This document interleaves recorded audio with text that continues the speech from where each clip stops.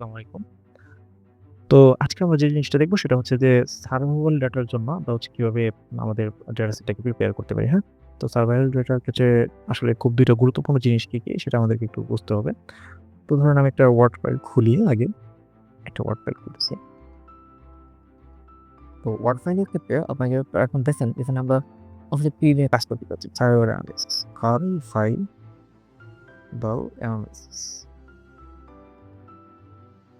তো যখন আমরা সার্ভাইভাল অ্যানালাইসিস নিয়ে কাজ করব তখন আমাদের ২ টা খুবই গুরুত্বপূর্ণ জিনিস কি? একটা হচ্ছে ইভেন্ট আরেকটা হচ্ছে টাইম। মানে হচ্ছে একটা হচ্ছে ইভেন্ট আরেকটা হচ্ছে কি টাইম। ঠিক আছে? তো ইভেন্ট বলতে কি? ইভেন্ট বলতে বোঝানো হচ্ছে যে ধরেন আপনার একটা ঘটনা ঘটবে। যদি ঘটে তাহলে সেটা হচ্ছে ইভেন্ট হবে। আর যদি ঘটনা না ঘটে তাহলে হচ্ছে কি 0 হবে। তার মানে এর ভ্যালু থাকবে ২ ধরনের। একটা হচ্ছে 1 অথবা 0। 1 তখনই হবে যখন হচ্ছে ঘটনাটা ঘটতেছে। আর যখন হচ্ছে 0 তখন হচ্ছে কি ঘটনাটা ঘটতেছে না। যেমন আমার যে ওই যে গত পর্বে যে আমি ডেটা সেটটা এক্সট্রাক্ট করছিলাম অ্যাকচুয়ালি আপনারা দেখছেন। তো সেই ডেটাটার মধ্যে আমাদের হচ্ছে এখানে ভেরিয়েবল ছিল হচ্ছে কি চাইল্ড ইস অ্যালাইভ মানে চাইল্ড বেঁচে আছে কিনা নাকি মারা গেছে। তো এখানে কি ইয়েস নো এই টাইপের ছিল। ইয়েস নো এই টাইপের ভেরিয়েবল গুলো ছিল। তার মানে কি ইয়েস মানে কি 1, হ্যাঁ? ইয়েস মানে 1 এবং হচ্ছে মানে 0 এটা এইভাবে রেকর্ড করা হয়েছে অ্যাকচুয়ালি।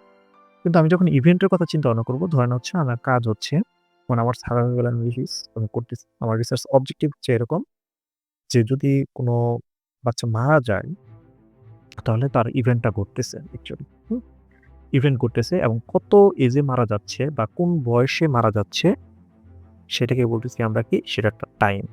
ঠিক আছে? তার মানে কি ইভেন্ট এটা হচ্ছে 1 এবং তারপর টাইম হচ্ছে। তার মানে আমরা যদি একটু ডেটা সেটে আজকের ভিডিওতে একটু বোঝার চেষ্টা করি। যে ধরনের ইনসার্ট একটা টেবিল বানাই। সাপোজ করেন। হ্যাঁ? তো ধরেন সাপোজ ধরেন আমরা এখান থেকে একটা টেবিল বানাইলাম। টেবিল বানানোর পর আমরা দেখি কিছু কাজ করব। তো প্রথমত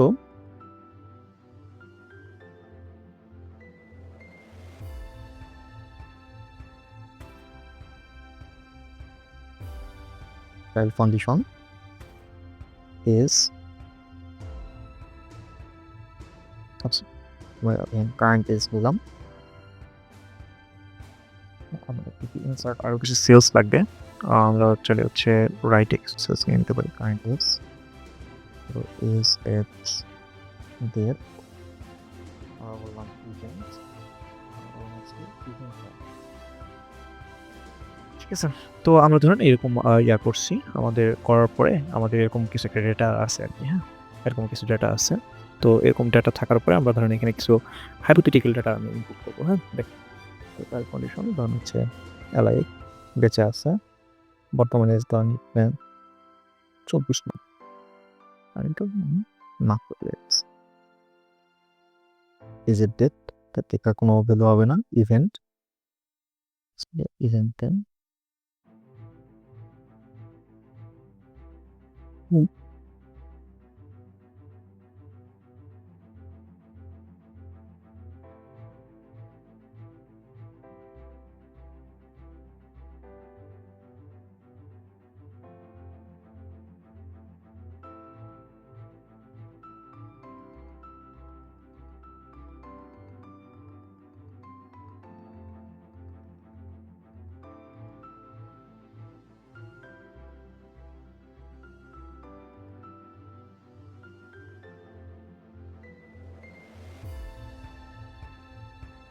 আচ্ছা। তো আমরা এখন এটা একটু বোঝার চেষ্টা করি এই টেবিলটা বুঝলে মোটামুটি কাজ শেষ আমাদের। যেহেতু আমরা সার্ভার অ্যানালিসিস এ কাজ করব, তো সার্ভার অ্যানালিসিস আমাদের হচ্ছে এই টেবিলটাই হচ্ছে মেইন কাহিনী।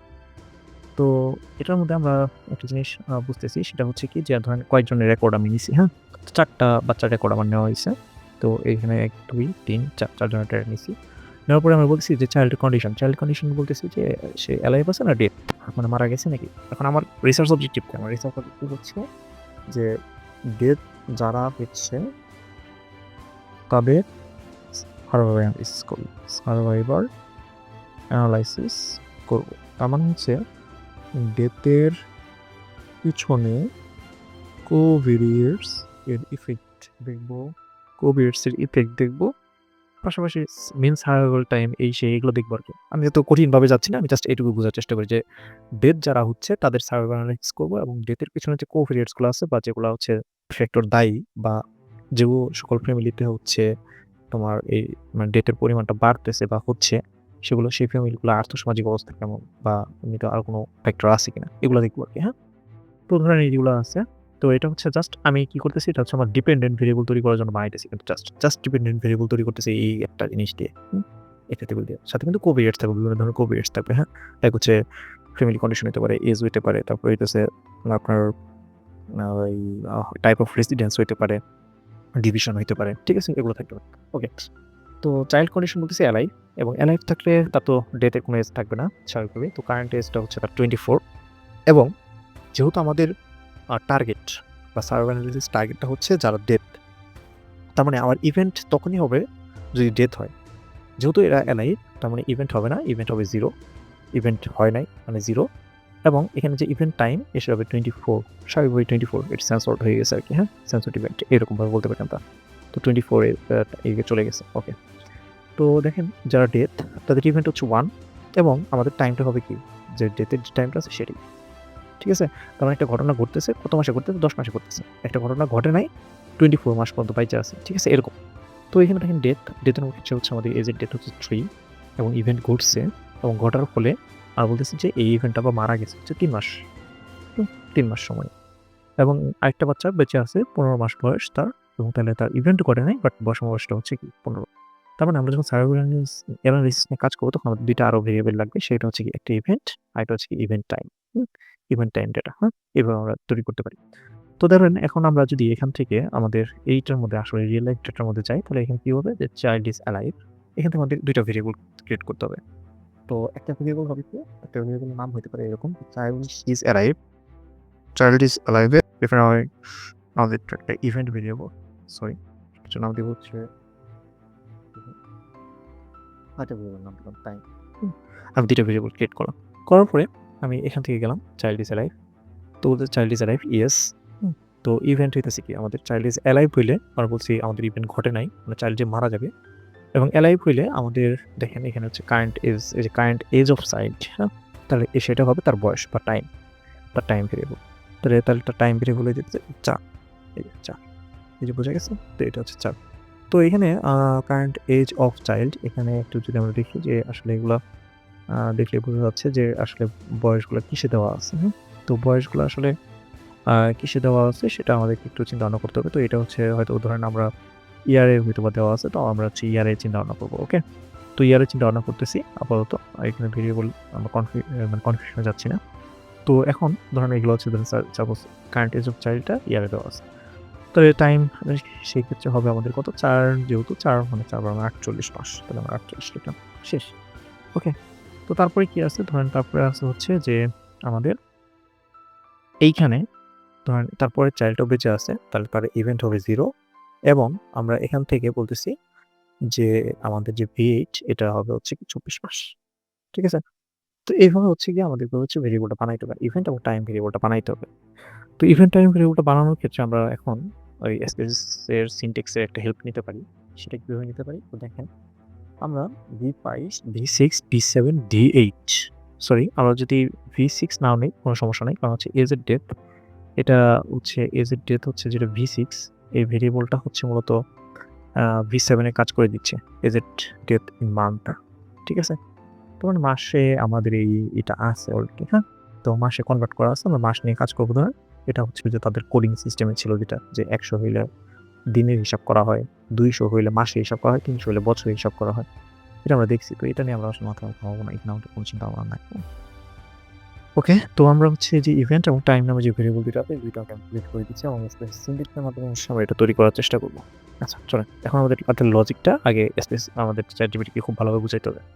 তো ধরেন এই যে V5 কপি করলাম। তো আমি হচ্ছে গিয়ে বলব যে আমি একটি ২ টি ভেরিয়েবল ক্রিয়েট করব। ২ টা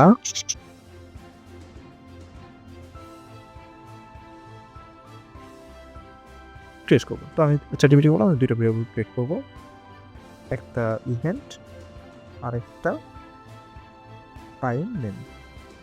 পরে আমি বুঝে নিলাম যে আমি 2টা ভেরিয়েবল ক্রিয়েট করবো এবং হচ্ছে একটা হচ্ছে ইভেন্ট আর একটা হচ্ছে টাইম নামে। তো ইভেন্ট কখন হবে সেটা আমরা চিন্তা করি। তো এই দেখেন ভিউ পাইজ এ যখন 0 তখন ইভেন্ট 1 আর 1 হলে 0। কারণ কি? কারণটা একটু বোঝার চেষ্টা করি। সেটা হচ্ছে দেখেন এখানে আমরা যদি একটু দেখি যে v5 ভেরিয়েবলটা কি? 0 মানে কি? নো মানে কি? বাচ্চা মারা যায়নি। সরি, চাইল্ড ইজ অ্যালাইভ, হ্যাঁ? চাইল্ড ইজ অ্যালাইভ মানে বাচ্চা কি বেঁচে আছে কি নাই? তো বেঁচে নাই। তো বেঁচে যারা নাই তাদের নিয়েই তো আমার কাজ, হ্যাঁ? তাহলে তাদের যদি বেঁচে না থাকে তাহলে তারা কি? তারা আমার হচ্ছে ইভেন্ট। তার মানে কি? যারা নো এইখানে তারা ইভেন্টে হবে 1 আর যারা ইয়েস তারা হবে ইভেন্টে কত? 0 মানে আমার টার্গেট অনুসারে আমার রিসার্চ অবজেক্টিভ হিসাবে। আচ্ছা এখন আমাকে টাইম ভেরিয়েবল বানাইতে হবে। তো টাইম ভেরিয়েবলটা আমি কোথা থেকে বানাবো? আমি v7 আর v8 থেকে বানাইতে হবে। 2টা ভেরিয়েবল মার্জ করে কিন্তু বানাইতে হইতেছে। কিভাবে বানাইতেছে দেখেন, যদি আপনার ইভেন্ট ভেরিয়েবল ইভেন্ট যদি 1 হয় মানে কি? বাচ্চা মারা গেছে। তখন কিন্তু আপনাকে নিতে হবে যে এজ এর ডেট। আর যদি আপনার আমি যদি আরেকটু ভালোভাবে বুঝাই ধরেন আপনি ইভেন্ট ঘটছে তাহলে নিতে হবে ইভেন্ট যদি ঘটে যায় তাহলে নিতে হবে কি? যে ইভেন্ট ঘটছে তার মানে কি মারা গেছে। মারা গেলে নিতে হবে কি? এজ এর ডেট। এজ এর তার মানে এইটা ইভেন্ট ইজ ইকুয়াল টু 1 হলে ইভেন্ট ইজ ইকুয়াল টু 1 হলে আমাদেরকে নিতে হবে হইতেছে এজ এর ডেট তার মানে হচ্ছে v7 কত হলে তাহলে v7 ভেরিয়েবলে টাইমই হবে টাইম। ঠিক আছে? আদারওয়াইজ মানে কি? মানে ইভেন্ট 0 হলো মানে ইভেন্ট ঘটে না। ইভেন্ট ঘটে না মানে কি? বেঁচে আছে এখনো। বেঁচে থাকলে আমাদের কারেন্ট এজটা হবে কি? তার টাইম, হ্যাঁ? কারেন্ট এজটা হবে টাইম। তাহলে কারেন্ট এজটা কত আছে? কারেন্ট এজ হচ্ছে এই যে কারেন্ট এজ হচ্ছে v8 আকারে দেওয়া আছে। তাহলে আমরা এটাকে লিখবো হচ্ছে 0 হলে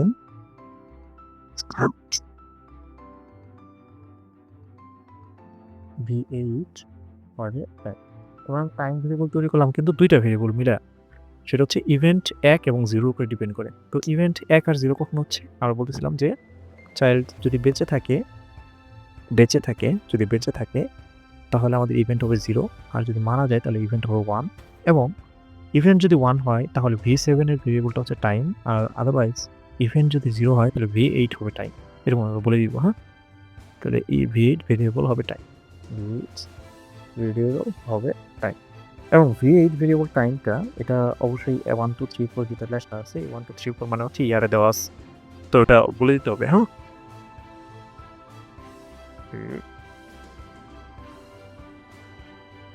ইয়ারে আছে তাই দ্বারা গুণ করে নিব আর v7 মান বাস এই যে এটাই আমাদের লজিক। তো এই লজিকটা আমরা হচ্ছে জাস্ট কপি করলাম। কারণ কপি করে আমরা চ্যাট জিপিটিকে বোঝানোর চেষ্টা করতেছি। ওকে, চ্যাট জিপিটির আবার এটা লিখলাম। এই যে দেখেন তাহলে আমরা 2টা ভেরিয়েবল ক্রিয়েট করবো। আমি বলতেছি ওরা একটা ইভেন্ট আর একটা হচ্ছে টাইম নামে। v5 এ যখন 0 তখন হচ্ছে ইভেন্ট 1 হবে আর 1 হলে 0 হবে। ইভেন্ট যদি 1 হয় তাহলে v7 ভেরিয়েবলের টাইম হবে টাইম আর হচ্ছে আদারওয়াইজ মানে 0 হইলে v8 এর ভেরিয়েবল হবে টাইম। v8 টা হচ্ছে ইয়ারে দেওয়া আছে তাই 12 দ্বারা গুণ করতে নিব এবং v8 তো এখন বলবো আমরা কি সিনট্যাক্স দাও। তো হচ্ছে আমাদেরকে সুন্দরভাবে একটা সিনট্যাক্স দিয়ে দিবে এবং হচ্ছে এই ইভেন্ট টাইম সুন্দর করে তারা বোঝার চেষ্টা করবে যে p5 0 হলে ইভেন্ট 1, d5 1 হলে 0, ইভেন্ট 1 হলে টাইম v7, ইভেন্ট 0 হলে টাইম হচ্ছে v8 × 12। তো এটাই হচ্ছে আমাদের লজিক, হ্যাঁ? তো ইভেন্ট ভেরিয়েবল কিভাবে তৈরি করবো? যে কপি কোড করলাম। কপি কোড করার পরে আমরা ধরেন আমরা জাস্ট CSS গেলাম। যাওয়ার পরে ফাইল নিউ সিনট্যাক্স দিয়ে সেভ করে এক্সিকিউট এটাকে রান বাটন চাপ দিলাম।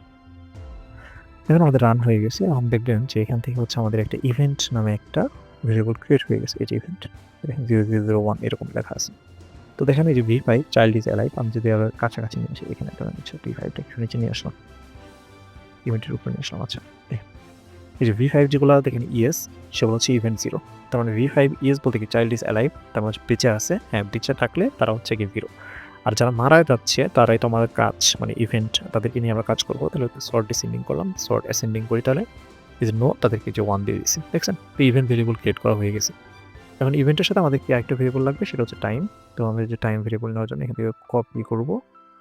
কপি করে আমরা কপি করে কি করব, জাস্ট হচ্ছে এখান থেকে ওই যে এসপিএস সিনট্যাক্সে গেলাম, গিয়ে এটাকে ইউজ করলাম, পরে হচ্ছে আমরা এখান থেকে জাস্ট রান বাটনে ক্লিক করে দিলাম, শেষ। এবং আমি ডিলিট করে রাখতেছি। তো এখন আমি এখানে আমাদের যে কোডগুলো রান হয়েছে সেগুলো দেখাচ্ছি এখানে। আমি যদি একটু দেখি যে আমাদের ভেরিয়েবলটা আসলে তৈরি হয়েছে কিনা। এই যে দেখেন এখানে টাইম ভেরিয়েবলটা তৈরি হয়ে গেছে, হ্যাঁ? টাইম ভেরিয়েবল, এবং আমরা এটা একটু ক্রস চেক করার চেষ্টা করবো যে আসলে আমাদের টাইমগুলো ঠিক আছে কিনা, হ্যাঁ? তো দেখেন ঘটনা ঘটছে, মানে 1 তার মানে মারা গেছে। মারা গেলে আমরা বলছিলাম যে মারা গেলে যদি মারা যায় তাহলে হচ্ছে আমাদের টাইম হবে হচ্ছে এজ এ ডেথ, মানে ডেথের টাইম। আর যদি বেঁচে থাকে সেটা হচ্ছে কারেন্ট এজ অফ চাইল্ড, তার মানে V8। কারণ মারা গেলে V7, মানে 1 হইলে V7, আর যদি না হয় তাহলে V8, ঠিক আছে? 0 হইলে V8। দেখেন ইভেন্ট 1 তার এই যে V7 48, সেখানে 48 লিখে দিয়েছে। ইভেন্ট 1 48, সেখানে 48 লিখে দিয়েছে। ইভেন্ট 1 24, এখানে 24 লিখে দিয়েছে। ইভেন্ট 1 24, এখানে 24 লিখে দিয়েছে। তো এভাবে যে ইভেন্ট 1 এখানে 17, এখানে 17 লিখেছে। আমি যদি ইভেন্টটাকে একটু সর্ট ডিসেন্ডিং করি, এবং সরি অ্যাসেন্ডিং যদি করি, দেখেন এখানে কি হবে। দেখেন ইভেন্ট 0, তার মানে 0 বলতে কি, মানে এখনো বেঁচে আছে। তাহলে বেঁচে থাকলে তো V7 এর কোনো মান থাকবে না, V8 এ হচ্ছে কারেন্ট এজ থাকবে। V8 টা হচ্ছে কারেন্ট এজ, এবং কারেন্ট এজটা ইয়ারে দেওয়া আছে, এই কারণে হচ্ছে সেটাকে আমরা 12 দ্বারা গুণ করে নিতে বলছি। দেখেন 4 বছর দেওয়া আছে, 48 মাস। এই যে 0 3 বছর দেওয়া আছে, 3 বছর 30 মাস। তাহলে এইভাবে হচ্ছে আমরা কি করতে পারি, ইভেন্ট এবং টাইম ভেরিয়েবল ক্রিয়েট করতে পারি। এবং ইভেন্ট এবং টাইম ভেরিয়েবল ক্রিয়েট হয়ে গেলে আমাদের যে কোভেরিয়েটস গুলো আছে সেগুলোর সাথে আমরা হচ্ছে কি করতে পারি, আমাদের যে সার্ভাইভাল অ্যানালাইসিস বা কতদিন সার্ভাইভ করতেছে, মিন সার্ভাইভাল টাইম, তারপর হচ্ছে আমাদের এভারেজ সার্ভাইভাল টাইম হচ্ছে, তারপর হচ্ছে আমাদের যে বিভিন্ন ধরনের এই কোভেরিয়েটস আছে, ঠিক আছে? AFT মডেল, এগুলো হচ্ছে আমরা ক্রিয়েট করতে পারি। তো আজকে এই পর্যন্ত।